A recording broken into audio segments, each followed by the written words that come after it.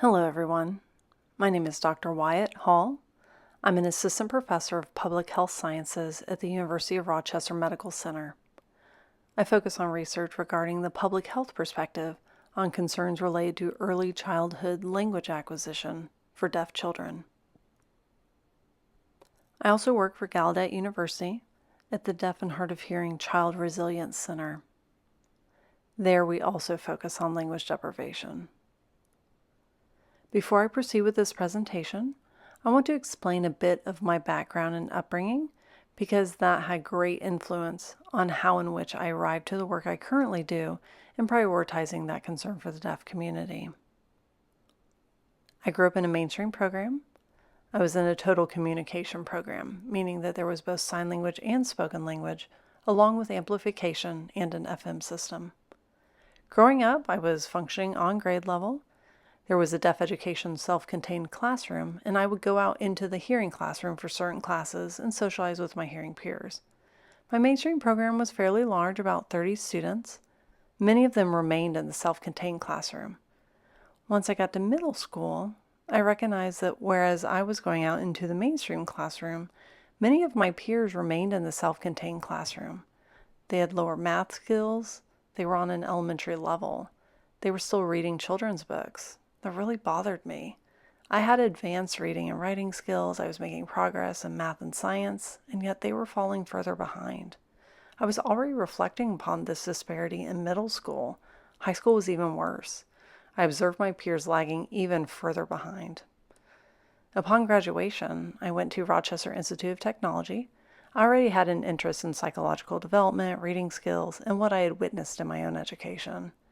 I went to graduate school at Gallaudet University, where I got my Ph.D. in clinical psychology. There I began my training in assessment, mental health counseling, and deaf community members began coming to me for services. I started to notice a pattern amongst the clients I served. Oftentimes, they had had poor access to language growing up. Their day-to-day functioning and everyday life was tough. They really struggled and needed quite a bit of support. Once I completed my Ph.D., I did my postdoctoral studies at the University of Massachusetts Medical School. In that area, there was an inpatient mental health hospital with a deaf unit. And while working there, what I saw was terrible. Several patients had a complete access of language growing up, and many of them ended up institutionalized. That had a huge impact on me. And around the same time, the community began discussions around language deprivation. Sanjay Gulati, who's a well-known psychiatrist, gave a presentation talking about his 30 years of experience and the need to prioritize the issues around language deprivation. It was almost like a light bulb went off for me. When I recognized what I had already witnessed in my own upbringing, what I had seen throughout my personal experiences with my friends and peers falling further behind in school, as well as my professional experience with community members coming to see me for services, I recognized that language deprivation could have been the underlying cause for a lot of what I had been seeing. And so at that time, I decided to redirect my focus to research, and I've been very fortunate to work in the University of Rochester system and to continue to grow the body of research, publications, and raising awareness around this issue. So this is one of those efforts. I hope that while watching, you're able to learn more about the information we're trying to disseminate to the community. First of all, you have to understand that first language learning is both biological and experience-driven. This means that when we are born, our brain has been biologically preparing and growing during gestation. Upon birth, it is now ready for acquiring skills within the environment. The brain begins learning based on everyday experiences, which impact how the brain develops. The same is true for language. Upon birth, the brain is primed to learn language, assuming it has access to language. What we've seen in research and scientific studies is that there appears to be a window for this to occur, a time in which the brain is really primed to learn language. After a certain age 3, 4, 5, even 6, there's no specific age, but it is obvious that it occurs in the early years, that upon closure of that window, the brain is ready to move on to other normal developmental milestones. Once it goes through that language sequence in early childhood, it then moves on to the next sequence of developmental milestones.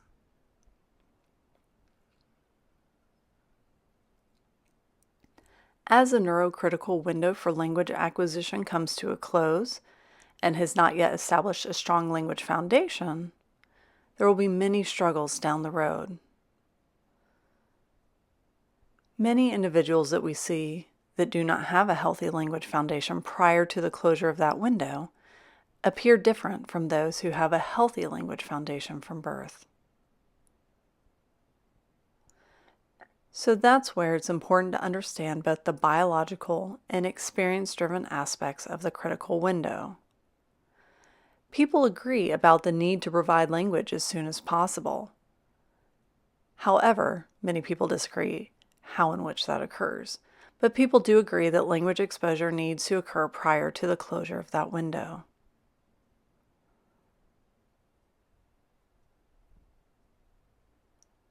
I want to take a moment for you to read through this.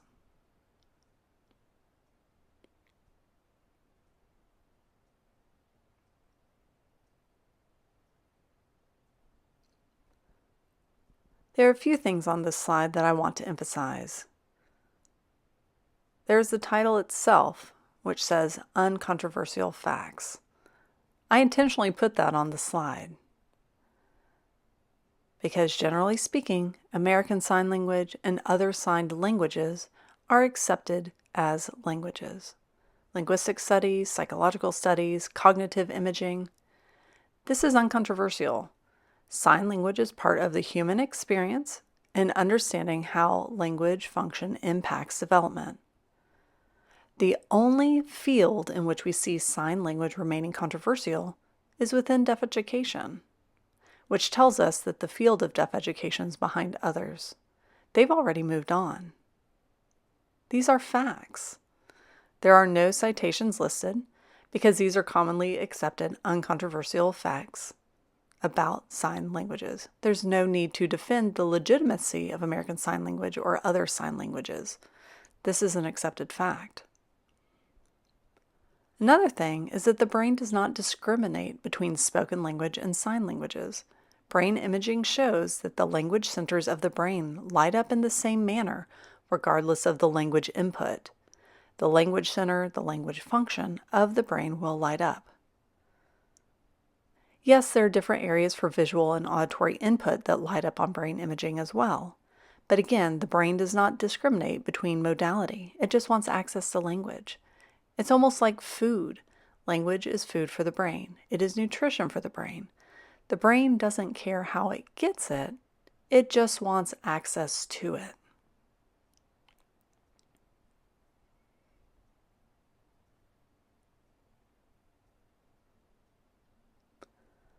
So, knowing that the brain does not discriminate against language, it's important to understand that language impacts every part of daily life.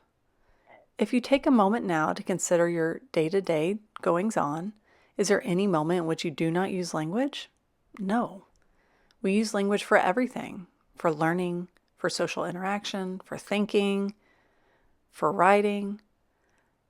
There is nothing in which language does not impact, which means that language is a foundational part of what makes us human. It helps us grow as humans. It impacts everything we do. As you can see here in this slide, it touches everything in some way. So when we have good access to language, a positive, healthy foundation allows us to grow into our full self. The way in which the areas of our lives are impacted that benefit from a positive language foundation are therefore harmed when there's a lack of language. Areas in which we would see growth with healthy language development, we see deficits with unhealthy language development.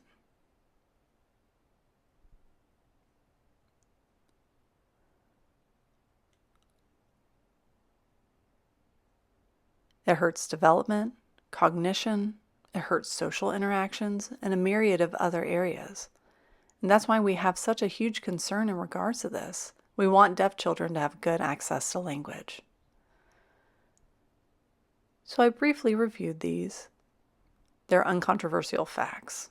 We can all agree that early language exposure, language immersion, use of language is critical for language acquisition and brain development. Secondly, the brain does not discriminate against sign languages or spoken languages.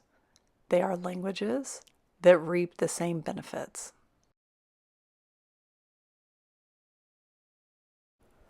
That being said, how many deaf children receive early access to sign language when they do not have good access to spoken language? Hearing aids, cochlear implants, they allow for better access, but it does not mean they get ideal access. It doesn't put them on equal footing of a hearing child.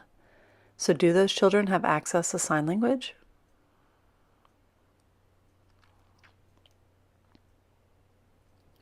To the best of our knowledge, not many.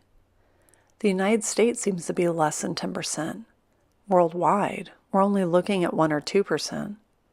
We recognize that many children have questionable access to spoken language. They may have amplification, but without access to sign language, that has a resounding impact.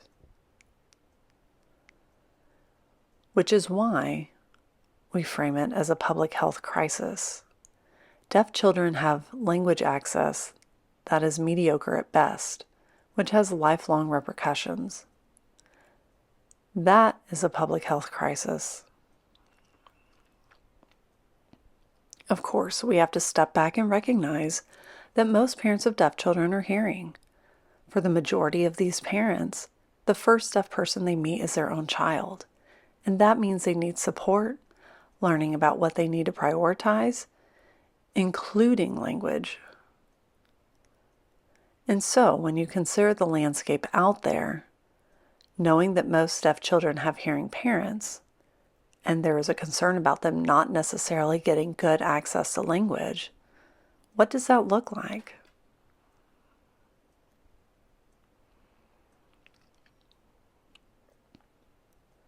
This study is from a nationwide survey that was conducted. They went door to door, taking a census of those who live there and their health needs in order to create a snapshot of the health of the nation, so to speak. And one of the questions was in regards to hearing loss. Do you have any children with a hearing loss?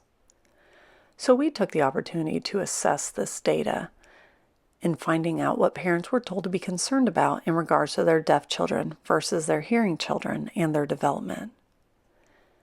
So it seems that parents with children that had a hearing loss are 11 times more likely to be told that their child would experience a developmental delay and not hitting their developmental milestones, more difficulty with emotional regulation, attention, behavior, getting along with others, distractibility, having suspicions of autism or Asperger's, more likely to not be well behaved or do what others tell them to do.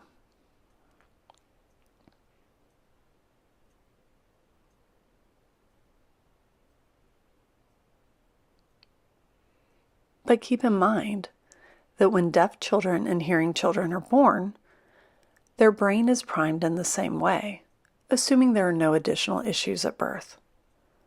So why is it that deaf children are expected to have a litany of issues?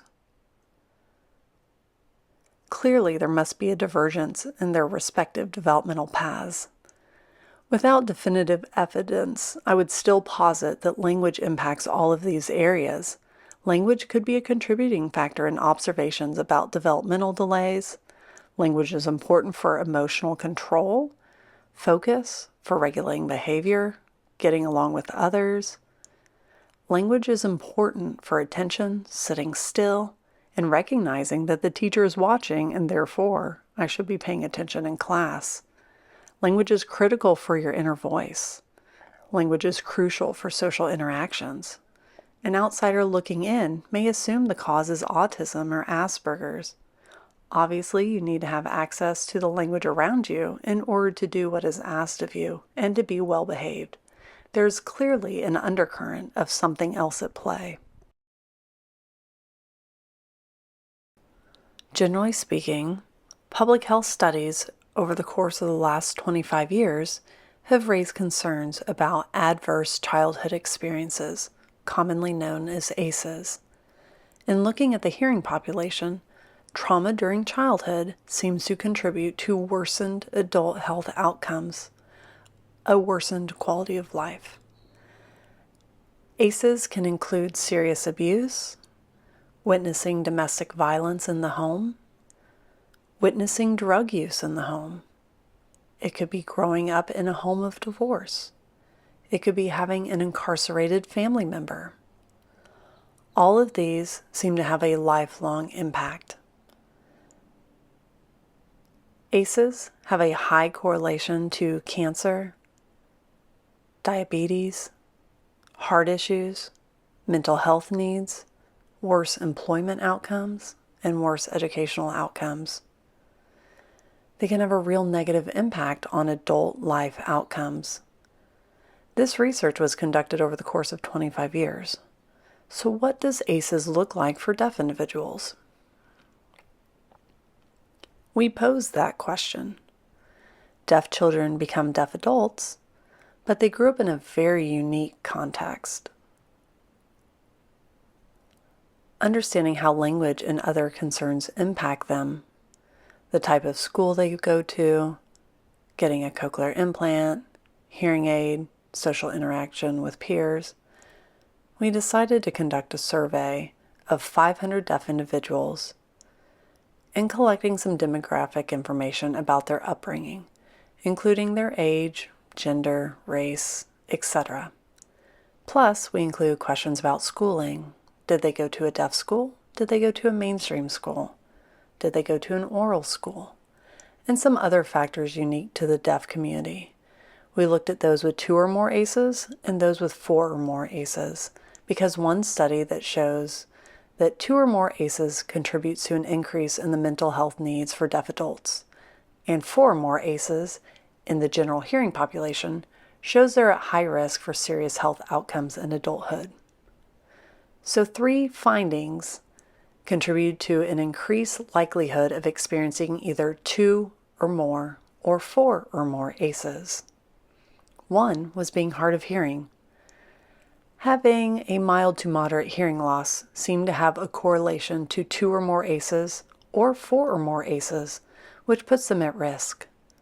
Secondly, not attending a school with sign language access. I want to clarify that signing access is defined very broadly. It ranges from having an interpreter in the mainstream school all the way to being fully immersed in a signing environment at the school for the deaf. The third was having a cochlear implant. So you may be sitting there watching this thinking, wow, this is serious. Yes, all 3 of these factors are serious. Hard of hearing children could give the appearance of being hearing, could give the appearance of picking up spoken language. However, they are still missing quite a bit, which can lead to stressors and communication breakdowns in the family home. Also, not attending a school with sign language access. We know that sign language provides access to peers, and having visual language is critical for children, and not having access to that could lead to additional stressors within the environment that can lend itself to trauma. Third, cochlear implants. I want to clarify, cochlear implants are a tool. A cochlear implant in and of itself does not necessarily hurt or help anyone, but how you choose to use the tool is what causes the impact. So for those with cochlear implants, we oftentimes focus on deaf children acquiring listening and spoken language with a cochlear implant. But what does that cochlear implant mean for the family? What does it mean for family dynamics, parent expectations, the child's expectations? What is the emotional impact of having the surgery to insert the cochlear implant? We really need to unpack that further, because implants in and of itself, I'm not against them, but we need to have those dialogues beyond just listening and spoken language outcomes, but what is really happening and what is the impact on the child and the family when they decide to proceed with a cochlear implant? Are they receiving enough support? Do they have reasonable expectations? So, when that popped up in the study, we wanted to make sure it is not the tool that increases the risk of trauma. Also, there is one deaf researcher by the name of Poorna Kushal-Nagar, who's from Gallaudet University, that posited the concept of adverse childhood communication experiences. They have found that having poor direct communication with the family every day, as well as poor access to indirect communication within the environment, contributes to deaf adults having worsened outcomes for health.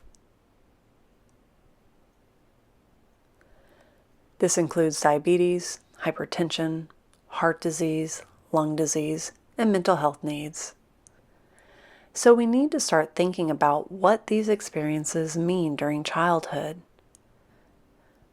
When parents or early childhood intervention makes choices that impacts the child, not just in the area of language acquisition, but also social emotional development, physical health, the impacts of adult health outcomes, and how deaf adults are still being impacted by those choices made in early years. So all of this, to be said, is based on deaf adults reflecting on their childhood. This is also some of what I saw when doing my postdoc at the University of Massachusetts Medical Center in the inpatient unit. There is one well-known psychologist by the name of Neil Glickman that happened to be running a deaf mental health unit in Massachusetts for a long time. He noted a similar pattern to what I had been seeing and conducted an analysis as to why deaf patients were institutionalized versus hearing patients.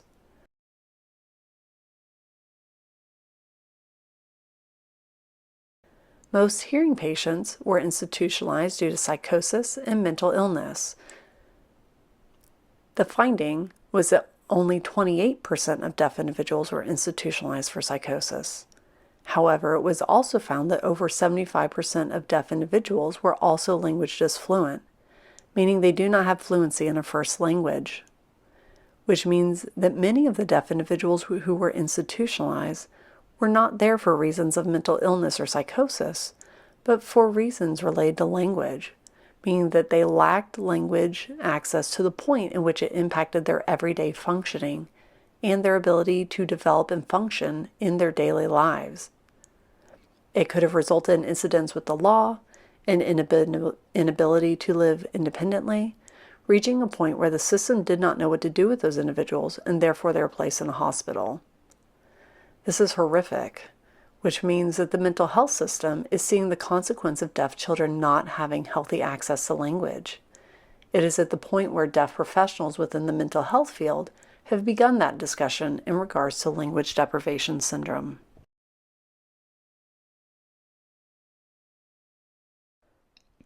As I mentioned, deaf professionals in mental health have been dialoguing about language deprivation syndrome. That concept has not yet been published in the DSM or psychological circles. We're still having these discussions in regards to it. A lot more research needs to be done to affirm its existence, but clinical experts do recognize its presence. Language deprivation syndrome includes the following: a lack of access to language, a lack of language fluency in a first language, fund of knowledge gaps, and what that means is a lack of understanding of how the world around them functions, is to the point in which they do not know appropriate behavior, how to interact with others. They don't know anything about the legal system or laws. They cannot testify in a trial, as well as having disruptions to thinking, mood, and or behavior that is clinically significant to where it impacts their everyday functioning, sometimes to the point in which they're a danger to themselves or others. And exclusion, meaning it's not best explained by another mental health disorder. So all of these here lie within our discussions, and what we have seen in practice has come to light. However, a lot more research needs to happen before this can be disseminated within the DSM or other publications. So yes, many of us know that historically speaking, sign language use has been marginalized. There has been an oppression of the deaf community. But there are three common arguments that I see about not giving sign language access to deaf children, and I'll expand upon each one of them. The first is that you have to prioritize spoken language first, and that deaf children can learn sign language later. That first, it should be listening and spoken language prioritized.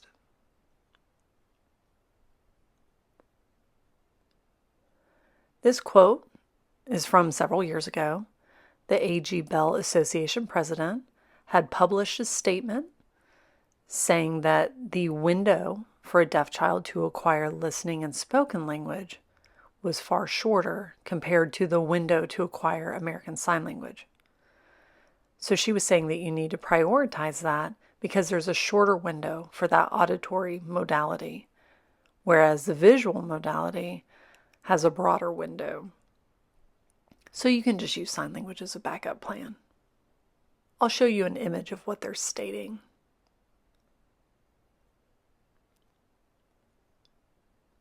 So that neurocritical period, based on A.G. Bell's president past statement, what they're saying is that there's actually two windows of language acquisition. The first window being for that of an auditory modality, and the second being for a visual modality. Basically saying that there are two critical periods based on the visual modality and auditory modality. Except, we already have research that shows no, deaf people do not acquire spoken language and then learn sign language later. They do not have the same type of proficiency as those who acquire sign language during that early critical period.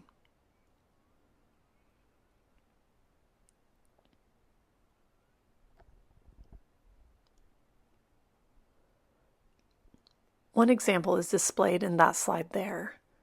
That graph was based on a brain imaging study that was done with different groups of deaf adults, all who had been using sign language for over 30 years and had never acquired spoken language. They were grouped based on age of sign language acquisition. So they watched ASL videos, and then they were tested for their reaction time for the brain to process the language. So they watched the video, then they would click their button, and the slope on the graph shows the speed of their reaction time. So if you look at that, the y-axis shows how quickly they responded for native signers and those with early language exposure. Their response time was much quicker when watching the sign language videos, whereas the x-axis showed that adults, the older they were when they were exposed, had a slower reaction time. And as I mentioned, all of these individuals had already been signing over 30 years. So even after 30 years of using sign language, the brain still displayed differences in their language fluency. Now, I am not a neurologist. I did not conduct this testing. I'm just explaining that language experience has an impact on the brain structure, how the brain forms and develops. So if you see in the upper left versus the bottom right, we also see where the brain is lighting up differently. There is blue and orange lighting up on the images. So the blue means we gave sign language access to native signers to see how the brain lit up. That is for their use of ASL. Whereas the orange is for someone who was exposed to sign language after the age of 20. Prior to that, they had no access to language. And so the orange lights up the brain differently compared to the native signers. This ties into a concept you might be familiar with, neuroplasticity. And that has to do with the brain's ability to adapt. And as you become older, the brain becomes less plastic and more rigid in its functioning. It develops in an area and then moves on to the next sequence of development. So that means that as the brain becomes older, it becomes more rigid in its ability to learn language. The brain doesn't have those typical language areas available for it to do that, and it's not as efficient. And therefore, the language developed is not as healthy compared to someone who's exposed to language much earlier in life. The point being that there are not two distinct windows of language development based on modality. There was one neurocritical period regardless of modality, and after that window closes, language development is severely stunted. ASL is not a backup plan. The second argument I commonly see is all children with cochlear implants can hear and speak well. The National Institute of Health, NIDOC, the National Institute on Deafness and Other Communication Disorders, has this quote posted on their website, saying eligible children who receive a cochlear implant before 18 months of age will develop language skills at a rate comparable to children with normal hearing.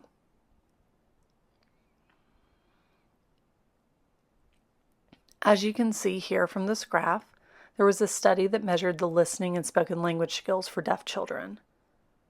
If you see the black line distribution, that's for hearing children, whereas the yellow distribution lines are for deaf children with cochlear implants based on their comprehension.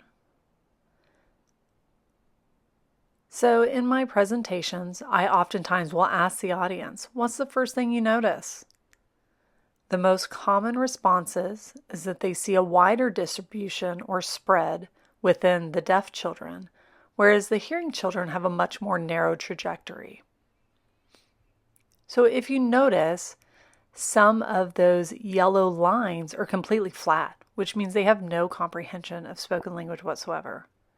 Now, the study did not report whether or not they were signers or non-signers, but I would guess that they are non-signers.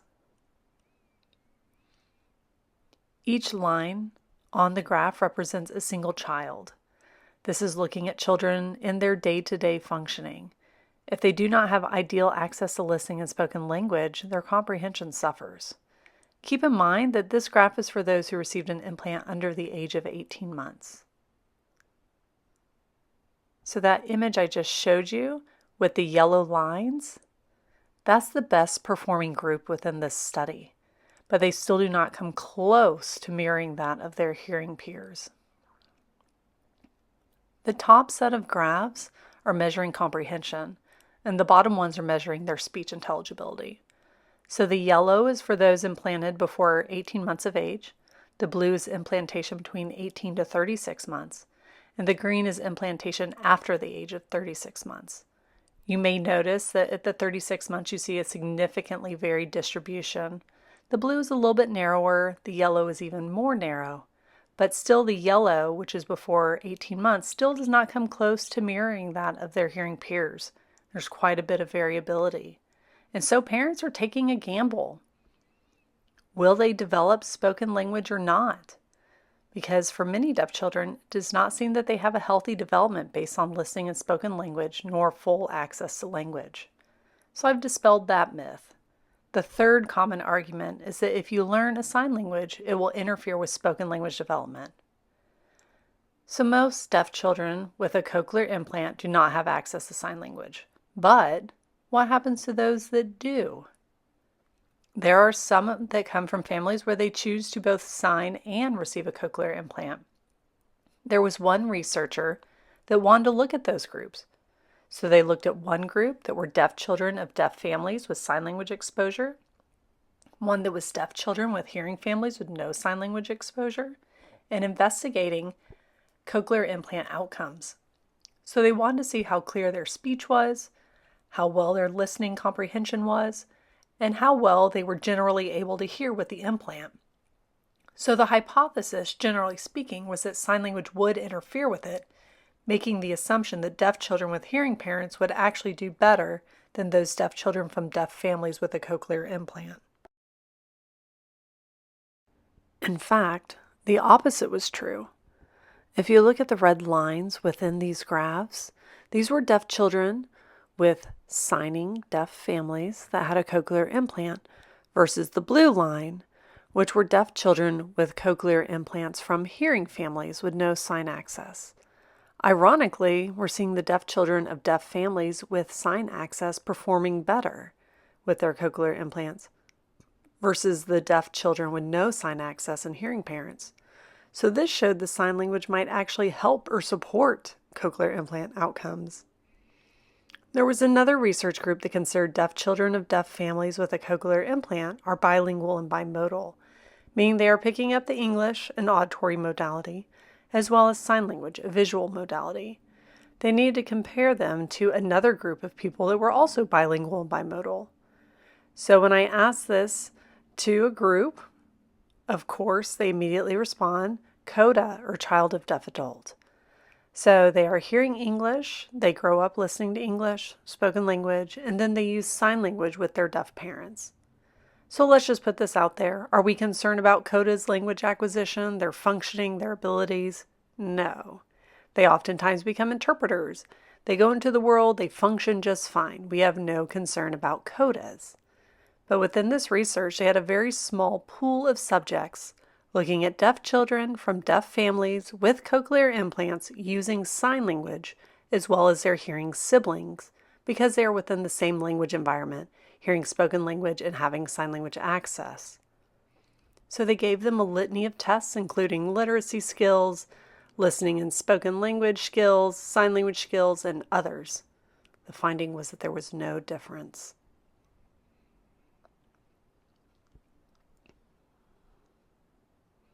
So deaf children of deaf families with cochlear implants that had sign language performed no differently from their CODA siblings. You have to remember, there are no concerns about CODAs. So what that means is that sign language may in fact support cochlear implants. So when we think about the early years, it makes sense. If and when we are born, we receive access to language, we learn, the brain begins to map an understanding of how to function within the world.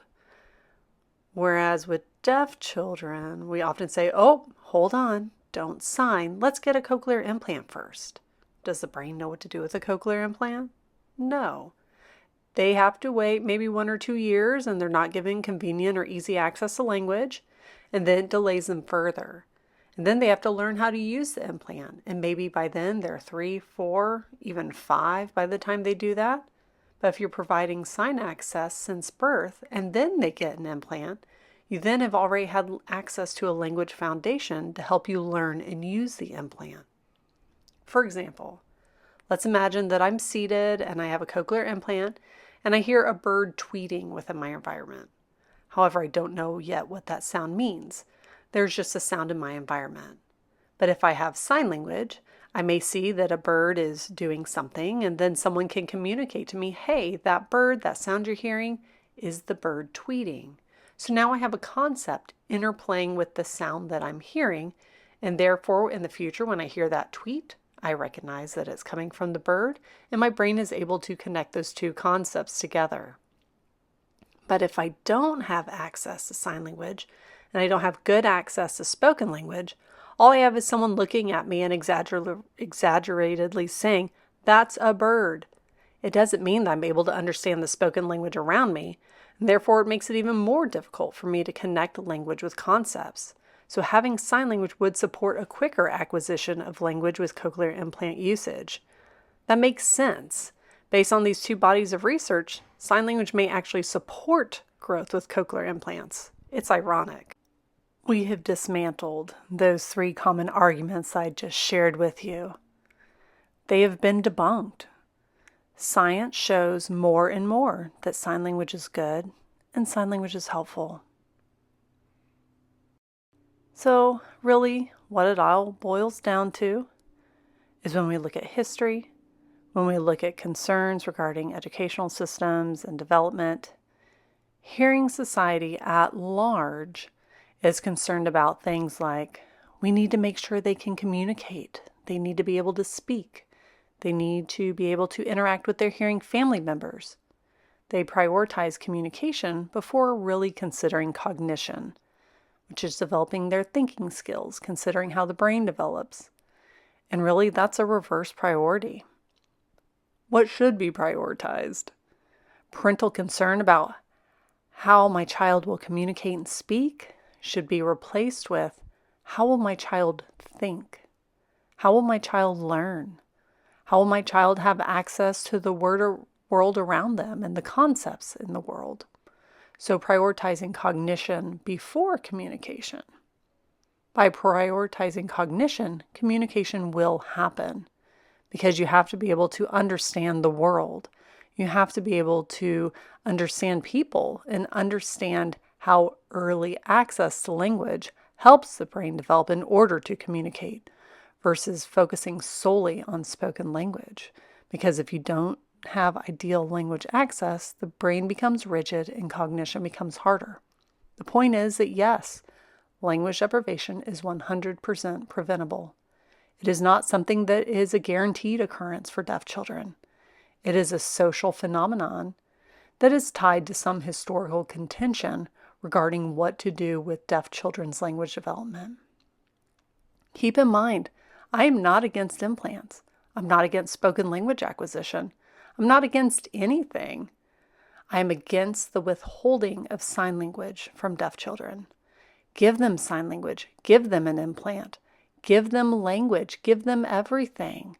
And the deaf child will figure out what is best for themselves, giving them all of these things. And then maybe one day they may choose to sign with their deaf friends. The next day they may choose to use their cochlear implant to use spoken language with their hearing family. The more they have, the more they're able to easily navigate their life. However, if they are limited within those early years, it is harder for them to broaden those abilities down the road. So all that being said, thank you for your time. I hope you've learned something, and I hope you've gained a better understanding about the importance of early language acquisition for deaf and hard of hearing children. We cannot delay language exposure. Give them full access to language, not mediocre access, not no access, but full access. Thank you.